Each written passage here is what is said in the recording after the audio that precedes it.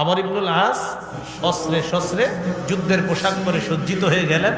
যাওয়ার পর দেখলেন নবী কি করে, উযু করে। আমি নবীজির সামনে গিয়ে দাঁড়াইলাম। ফা সাআদা ইলাইয়াল বাসর, নবীজি আমার দিকে এইভাবে তাকাইলেন, গভীর দৃষ্টি দিলেন আমার দিকে। ওযু করা অবস্থায় বুক উপরে উঠাই তাকালেন, গভীর দৃষ্টি দিলেন, ভালোভাবে দেখলেন। সুম্মা তাআ, এরপর মাথা নিচে করলেন। এরপর নবী বললেন, ইয়া আমর, ইন্নী উরিদু আন আবাসাকা আলা জাইশিন ফায়ুগনিমুকাল্লাহ, আমি তোমাকে এমন একটা দলের সেনাপতি হিসাবে পাঠাইতে চাই যে দল জিহাদের ময়দানে যাওয়ার পর আমার আশা তোমাকে আল্লাহ অনেক গনিমতের মালের মালিক বানাবেন, সম্পদ দিবেন। কথাটা মন দিয়ে শুনবেন।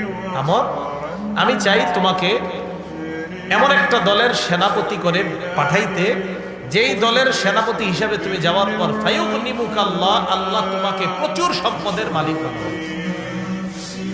তো হযরত আমর যখন এটা শুনলেন, তারপর নবী বললেন, ওয়া ইন্নী আরগাবু লাকা মিনাল মালি সালিহা, আমি চাই তোমার যেন কিছু ভালো সম্পদ অর্জন হয়। সুবহানাল্লাহ, আমার আশা তুমি কিছু ভালো সম্পদের মালিক হও। সাহাবী আমর এই কথা শোনার পর বললেন, ইয়া রাসূলুল্লাহ, মা আসলামতু রাগবাতান ফিল মাল, আমি সম্পদের লোভে মুসলমান হই নাই।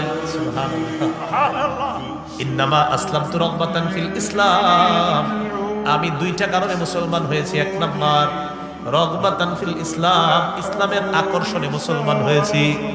দুই নাম্বার ফাকুনু মা রাসূলিল্লাহি সাল্লাল্লাহু আলাইহি ওয়াসাল্লাম, আমি মুসলমান হওয়ার দ্বিতীয় কারণ, মুসলমান হলে আমি আল্লাহ নবীর সাথে থাকতে পারবো, এই আশায় আমি মুসলমান হলাম।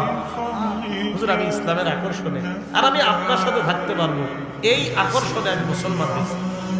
নবীজি সাল্লাল্লাহু আলাইহি সাল্লাম বললেন, শোনো মিয়া, নি'মাল মালুস সালিহু লিল মারইস সালিহ, এই যে কি কয় দেখেন, নি'মাল মালুস সালিহু লিল মারইস সালিহ, ভালো মানুষের জন্য ভালো সম্পদ কতই না উত্তম। সুবহানাল্লাহ, ভালো মানুষের জন্য ভালো সম্পদ কতই না উত্তম। তুমি একজন ভালো মানুষ, তাই আমি নবী তোমার জন্য ভালো মাল কামনা করলাম।